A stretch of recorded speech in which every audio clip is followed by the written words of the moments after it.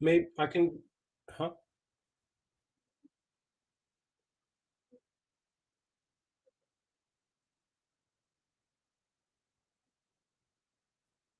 Oh,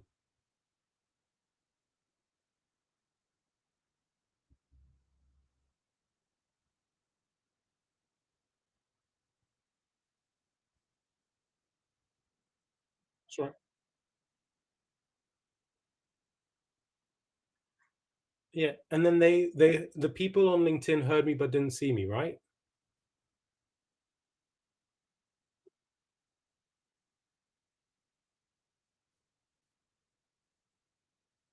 Yeah.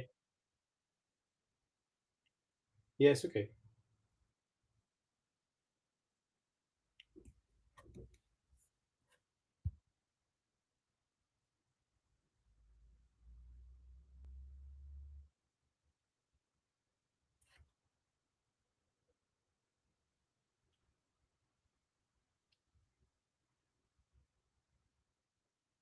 Okay. So there were some technical issues. Welcome back. If you missed anything, you didn't miss anything. I made earlier a comment about who I am. I'll do that again, and then I'll jump into the the the presentation. So my name is Yoav. I am based in the Netherlands. I work as a product manager in the Netherlands. I like to eat large sandwiches, and I worked on mentor crews the past 3 years or so. Really enjoying meeting different mentees from different backgrounds, like work backgrounds, and different industries, and learning from them as well as giving some of advice from my experiences. What we'll be doing today, again, apologies if you've heard this, but just for the people who didn't get it, we'll talk about the importance of product market fit, why go to market strategy matters, common challenges for product leaders, and then hopefully we'll have time for Q&A. Starting with the basics, what is product market fit? So really, when someone says to me, a mentee, or someone that you're talking to, what is product market fit? So really about a clear value proposition. Like, what are you offering with your product, service, business? Um, you're trying to fit some customer needs.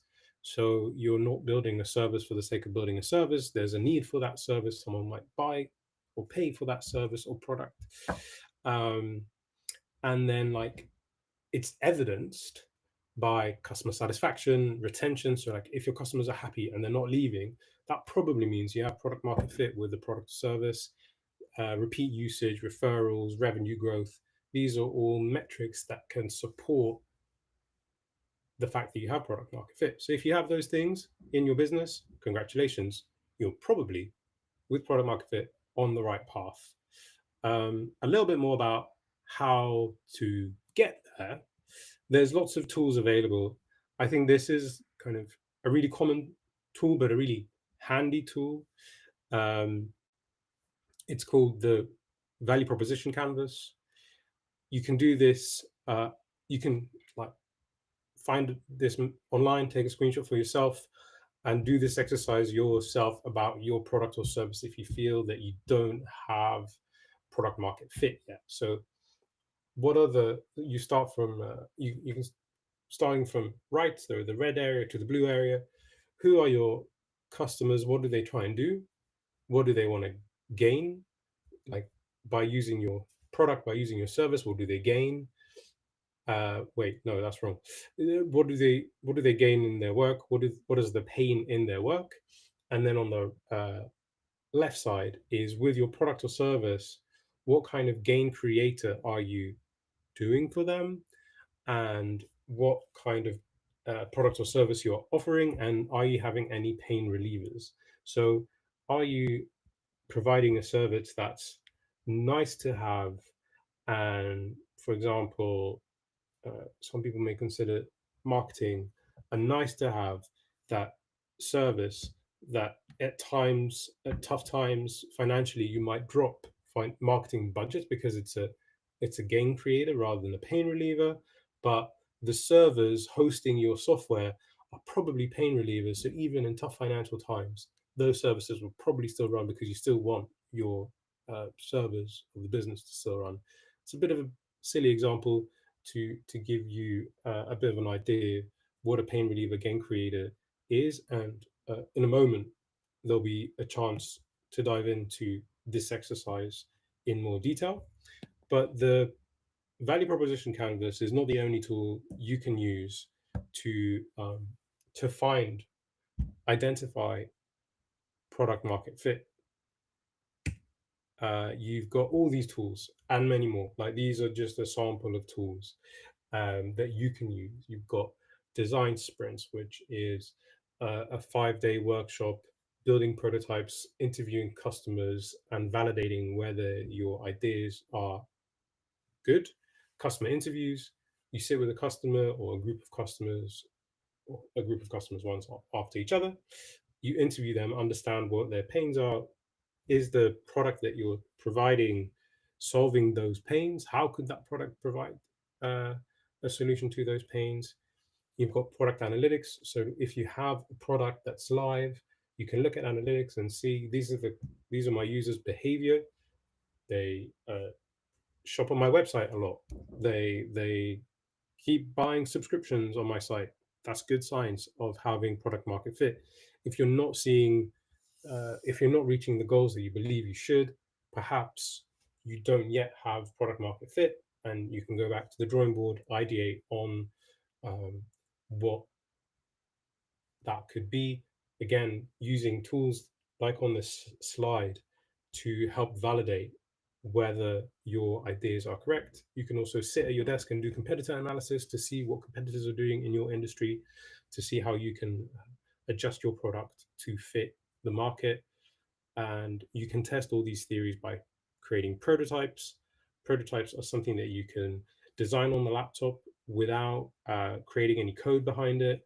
You also have uh, AI tools, vibe coding to create actual programmed prototypes. You can also use paper prototypes. If you're interviewing people in the real world, you can just jot on a piece of paper what the screen could look like, what your product or service could look like, and get feedback from a piece of paper. You don't have to go all in a piece of technology like a Figma prototype or an AI prototype. You can also create landing pages, see if people sign up to the landing page, because if you say, I've got this service, sign up to learn more, and you have a lot of signups, again, that's a really good indication that you've got product market fit. And you can do A/B testing experiments if you have a live product. Yeah, to learn, hey, this version of the website is performing better than the other version. Let's move to version A instead of version B. Again, experiments and getting data back will validate your ideas. I've rushed through a lot of different tools, but all they try and do is, like, why are you bothering with any of these tools? Is you want to cut the learning time of for you for your engineering team, for your product, for your business. You want to cut it by ideating, learning, ideating, learning, ideating, and learning. So you avoid building an actual product or service, then launching the actual product or service, and only then learning. So you are having a much shorter iteration from idea to test whether it's a good idea. If it shows it is a good idea, go build it, launch it, and continue learning. But in this early stage of, if you finding product market fit, ideating on, like, is this even a good thing to even build? The tools that I mentioned earlier um, could or should help you learn whether you're on the right path or not. And with those 7 or 8 tools that I mentioned, you don't have to use all the tools all the time. Depending on your challenge, you can use the right tools for that challenge. Like, if you only have a hammer, everything looks like a nail. It's a silly saying, but maybe appropriate here. You don't always have to use a value proposition canvas or a design sprint. you can use the right tool for the right challenge. Um, and with those set of tools, you'll be able to learn and provide evidence of we're on the right path to management, to manage, provide evidence to management we're on the right path or not. And then if you're not, ideate again. Um, and now to make things a bit more concrete, I wonder, um, I've prepared a real example from my work, but I wonder if in the chat anyone is brave enough to suggest a product that they're working on and maybe struggling with product market fit. So we could perhaps go through the value proposition canvas, ideate on that together. I'm going to wait for a couple of seconds, see if anything comes up in the chat. And if not, I'll go to my example.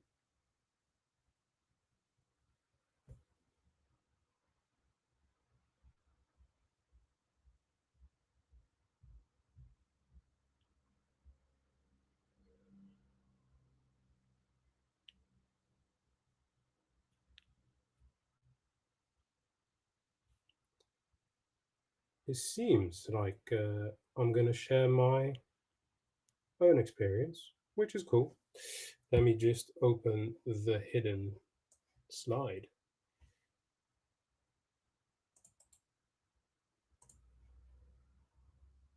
Right. So my own example is I worked at a company called CleanHub as a product manager. What companies came to us for is they wanted to reduce plastic waste, or they wanted to offset their plastic waste. And what we offered them is the service of plastic collection on their behalf. So we gave them the gain of plastic offsets, and we also wanted to keep those customers engaged with our company, CleanHub, so they keep coming back, keep renewing their subscription. And the way that we were thinking about it is creating marketing content. So from people doing the cleanups on the ground, collecting the plastics from nature, doing all that hard work. So then a company that offsets their plastic and talk to their consumers and say, hey, not only do you love our product, whether it's a cosmetic product, a fashion product, we're also doing something to make the environment that little bit better. And so what that was the gain that we were offering. Excuse me. And on the left hand side, what we were creating with the product, the real product and service is plastic offset. So we are tackling, our service really tackles the customer job, what they want to do. We provide the service of plastic offset. That's what they want to do, reduce plastic waste. And we create the gain of content from the ground to increase, hopefully, their social media engagement, to give their content creators from those brands that pay us money a little bit of content on not only the products, but also what they're doing with CleanHub in the plastic offset. And what we learn, which is kind of something that I hinted to a bit earlier, is that we found our product market fit. We had customers, they were happy, they were offsetting plastic with us. They were using our content on their social media, but we noticed that we are sitting in the gain, like we are giving our customers a gain, we are creating a gain with our product. However, at that time, we realized that we're not solving a pain, we're not giving a pain relief, we're not a like our marketing services were a really nice thing to have. Customers loved it, they really appreciated it, but it wasn't a core part of their business. And for CleanHub, if you are in that situation, that's okay. It's very difficult to always provide a service that's fundamental for your customer's business. So you are a pain reliever. Obviously, you need to have at least one of the two. You either need to create a gain or create a pain relief. And what we realized is if we created a pain relief, and we struggled to find that when financial times were tough, for example, during COVID a couple of years ago, financial companies reduced their spending on marketing, and our services fell in many cases in that. So companies would spend less money with us during tough financial times because they saw us as a gain rather than a pain relief. And I hope that that example of something that's not perfect, you know, it's it's a it's a good business, but it's not a perfect business, uh, can give you an idea of like, hey, you might be in a situation that doesn't have a you've not yet found the customer pain that you can relieve, but by talking to them, experimenting, um, ideating, and learning from customer feedback, you'll eventually be able to find a pain relief, or a pain relief that your software and service can provide. Perhaps it's a different customer group, but by looking, ideating, um, you'll find solutions. I I hope that gives a little bit more context on how to use these tools. Moving swiftly on to product market, go to market strategy. I feel the two, go to market strategy and product market fit, are really, really connected because these fundamental questions that you're seeing on the screen now are super important for both. Like, who are your target audience? Where do they hang out? How will you position your message? Like, and how can you get your message to them? These are four fundamental questions, um, that that will set you to success by thinking about them. A lot of people dive into a go-to-market strategy without thinking about these questions. I was talking to a mentee the other day, and wait, I'll explain the mentee story in a second. Um, and with those questions, like putting them into practice, like how do I use these questions with my go-to-market strategy? So, for example, who are your customers? You need to define your audience and then narrow it even further. I was talking to a mentee who was offering like his business was offering, um, was offering secretary services. So businesses would pay an online secretary. The online secretary would do secretary work for that business. Whatever, it's cool. He said, "I have X amount of customers. I want to grow in the high tech industry." So thought he defined your target audience, but the high tech industry is a really, really broad group of businesses. It could go anywhere from Apple and Microsoft to a startup of two Joes in their garage. Not that there's anything being companies of two Joes are not wrong, but you see, there's a broad space, and what we were working together is how to narrow that down to perhaps the geographical location of those high tech businesses, the type of high tech businesses that they are, and by doing that, it was much easier to understand where the customers hang out. So again, in this use case with that mentee, we we managed to narrow it down to young startups of maximum 10 people that have at least one founder full time. Where would they be? They would probably be in accelerators. They would probably be in incubators for businesses. And with that in mind, we built a go-to-market strategy around, okay, what are startup accelerators near that mentee, geographically speaking, so he could go to on his doorstep? What other um, what other spaces they are where these type of startups hang out that he could go and offer his services to? And that's the great starting point of, you've narrowed your target audience down, especially if you're starting from scratch. um, Narrow it down even further, then you can start thinking about, where do they hang out? How do I bring my message to them? Which gives us to the second point. So it's like, craft your value proposition.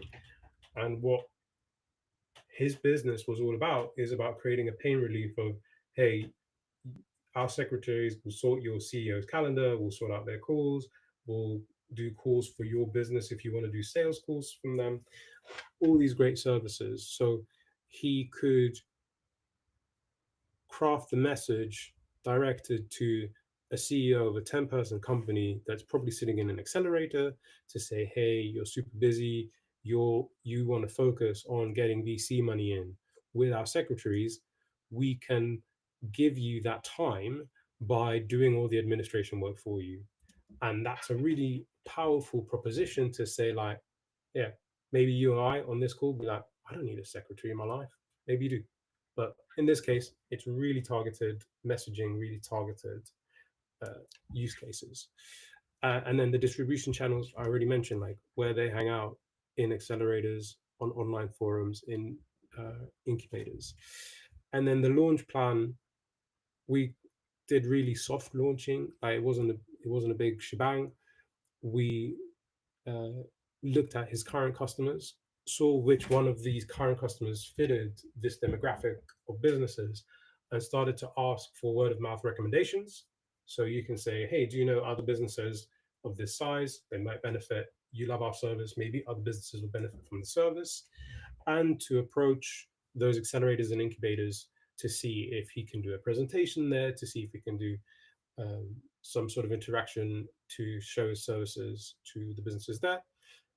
And what we left the meeting with is like, okay, how measure, evaluate, and adapt. So we left the meeting knowing that we made up a good story, the two of us. It's just a story of like, this is the narrowed down uh, go to market strategy of like who to target and where.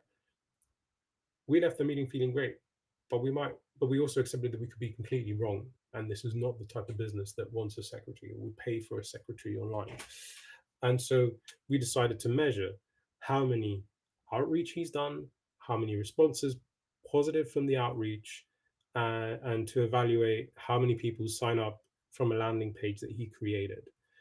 We haven't gone back to evaluate those metrics that we set for ourselves. But what we will do when we meet again in a couple of weeks' time is look at that, say how long did that campaign last? 2 weeks. What happened in that campaign of 2 weeks? And we have data points to evaluate whether we are on the right path or not. I hope that is a nice example of how you can work out your go-to strategy. One last thing, sorry, I'm going to go back one thing.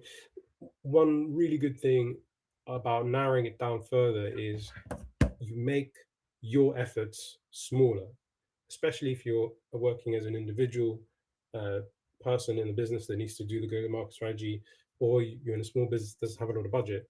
If you're targeting all high-tech startups, going back to the example, there's a lot of companies, a lot of different people, a lot of different geographical locations. If you narrow it down, you make the work of go to market easier and you can iterate faster.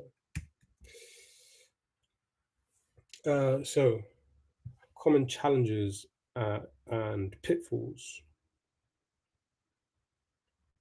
I'm just checking the messages. Common challenges and pitfalls. So, you can build something without customer validation or without even having any customers. A lot of product teams are really passionate about their product and they want to build the best thing and they want to improve their product. But if you don't have buy-in from users, from customers, if you don't validate it, you're just building for the sake of building, which might not be the right thing to do. You, as a product manager, talking to your product team, talking to your stakeholders, if you have some validation to say, I believe that this is our roadmap because of XYZ, rather than we just feel like building this stuff, you're putting yourself in a much stronger position to succeed. Not knowing who your target audience are. So if you don't know who you're building for, you can't guarantee that you're building the right thing. Going back to the example of the startups of 10 people, we could maybe the secretary service is not right for them and we need to think of a different target audience.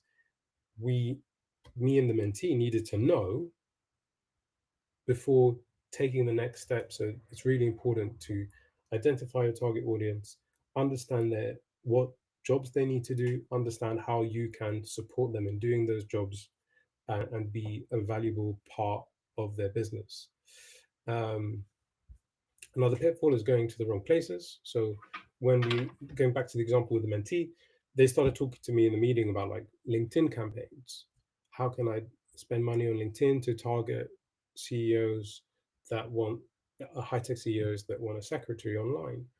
And LinkedIn is not the wrong place, but it's not the best place. Especially like LinkedIn is really good if you're going very broad. It's very different. Like, yes, you can target your ads on LinkedIn, but there are better ways to find your target audience than on social media many times, especially if you're talking B2B.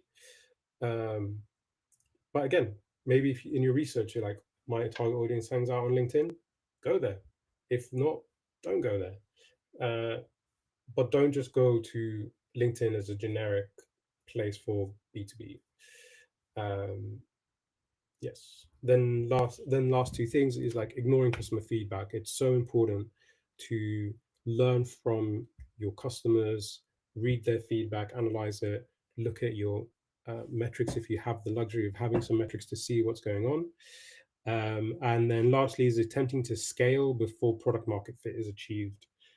That is also a challenge many businesses face of they don't yet have product market fit, but they have promises to a board, they have targets that they've set themselves, and they try and scale the product without really finding their product market fit. That's a really challenging position to be in as a product leader, as someone part of a product team. I shared just now a go to market example from my experiences as a mentor. And I wonder again, I'm going to open up for questions. Are there anyone who wants to share their story of go to market challenge? And maybe we can think about a challenge of someone online together as a group. I'm now refreshing the comments.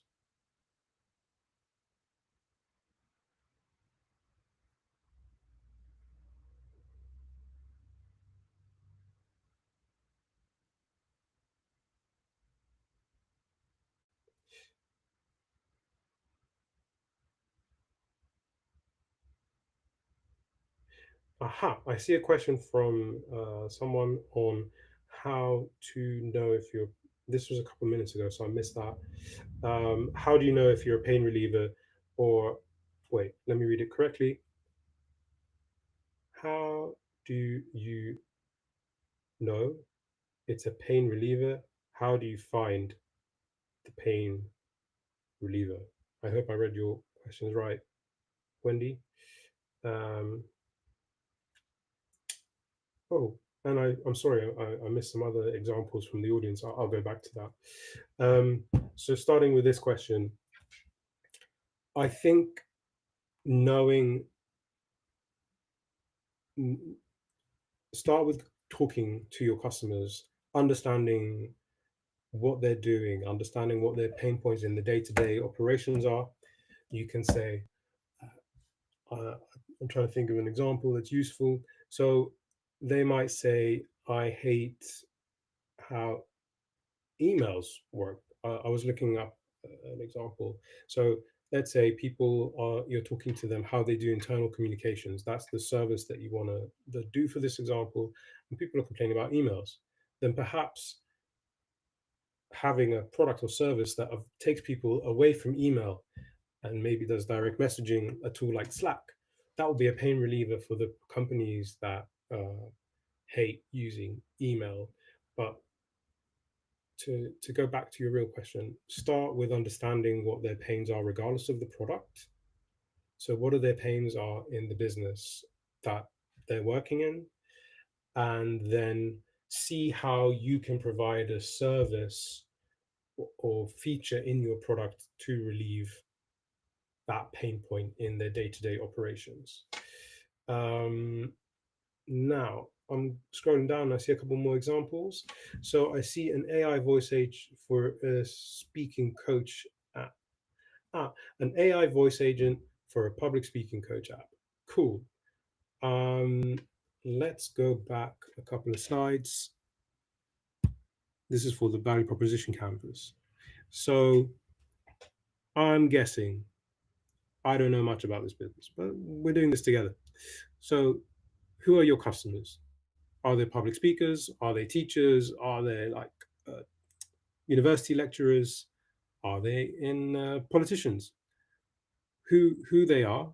What are their jobs? So if they are a politician, they need to make public speeches to in their parliaments, in the public sphere. If they are teachers or university lecturers, they need to present lectures, classes to their students. So that's the customers and their jobs, starting from right to left. What does the AI tool gain? I'm guessing saves time, saves money, as in like it's probably cheaper to use an AI agent than to use a public speaking human coach. I'm guessing.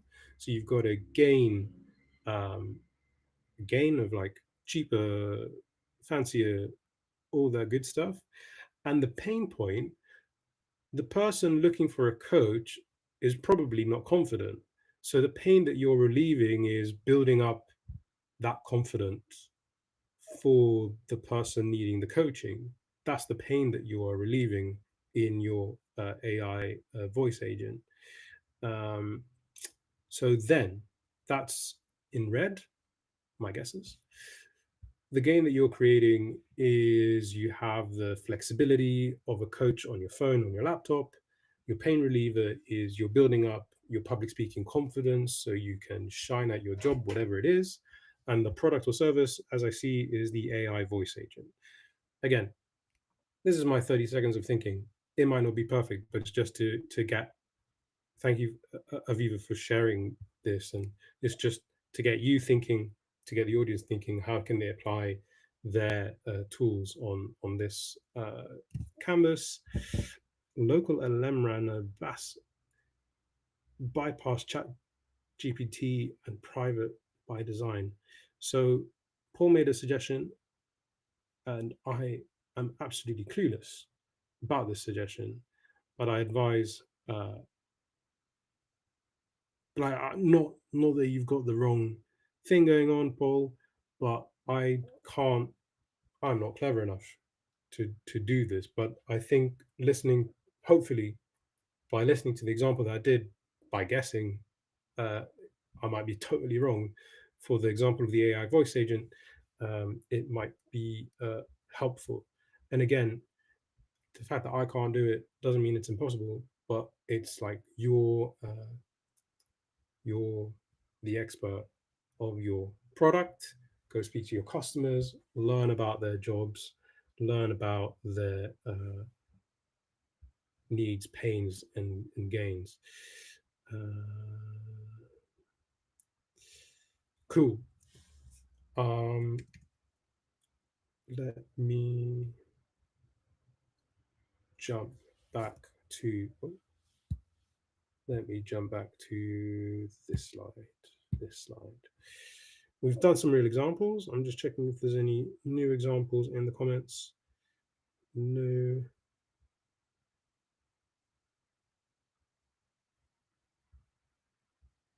No. Cool. Thanks for sharing those examples. I did my best to do some live thinking, not just reading a presentation. And to kind of summarize and give some key takeaways on this webinar is product market fit is continuous. So you might have found it today. That's fantastic. Congratulations. It's something that I would encourage you to keep on going back to, whether it's every quarter, every year, to make sure that you're still serving the audience as well as you did when you started your journey with product market fit. There are many tools available for you to learn about your audience, your customers, how to find them, where to find them, and how, like, what the message is to give them. So There are many tools available. Choose wisely. You can use a mentor to discuss what tools are best for you. You can discuss it with your colleagues at work. And having clarity is key for a go-to-market strategy. Uh, Customer insights are your compass. So, like without customer insights, you can't tell if you're going in the right direction or the wrong direction. And going in the wrong direction is not bad as long as you recognize that early and change direction. Um, that's my webinar for today. I'm now opening up for some Q&A. If you have any questions for the next couple of minutes, I'll be happy to discuss.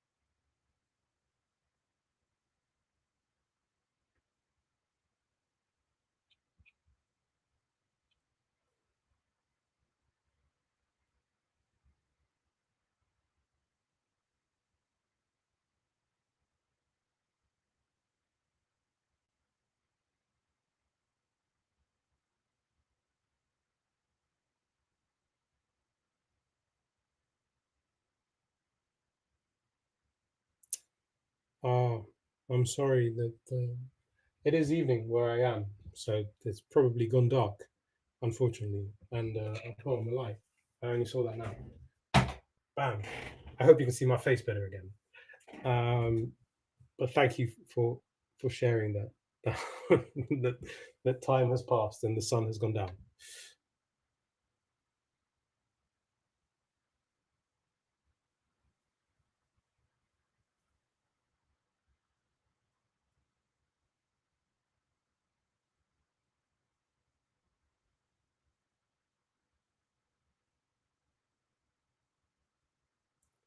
Hey, I see a question. If you're looking for product market fit and you're finding some traction, but it's not scaled yet, how do you think about preserving with the channels?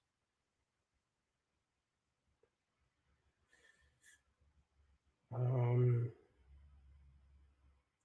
so Shane, sorry, shared, if you're looking for product market fit and you're finding some traction, but it's not scalable yet, how do you think about preserving the channels you're with and when do you decide to pivot? I think it, well, unfortunately, I think it really depends on how how valuable the channels you're in right now are. Um, as in, when you say you're finding some traction, as in like, is it people giving you some positive feedback? This is a nice product and service, and not further than that, or is there some traction like, hey, these people are thinking about signing contracts with you? Then again, you have like it depends how good the connection is between where you are right now. I don't, again, I don't know enough to say whether you need to pivot or maybe for now in this early stages, it seems from reading your message, um, you can try another avenue without closing the one that you're in today. As in, the avenue you're in today has some traction, but it's not scalable. That's a shame. If you have the capacity to keep that open and look at other avenues at the same time without burning yourself out or burning the team out, I would say try that rather than immediately close the avenue you're in and then pivot, because the question that I would have to you is, where would you pivot to? I hope that's useful, Shane. Um, you can always reach out if you want to discuss this question a bit more detail. Obviously, I realize that people might not want to share their entire business challenge on a live webinar, but I really appreciate the questions coming in. I'll refresh to see if there's anything new. I don't see any new questions. I think that's a wrap. It's a wrap. Thank you everyone for joining. If you want to talk in more details about your questions that you don't want to talk about live on a webinar, please feel free to reach out. I'll be happy to discuss your challenges in more detail. And thanks for saying that the light was off. I don't want to sit in the dark all night. Have a good day, evening, morning, wherever you are. Speak to you next time.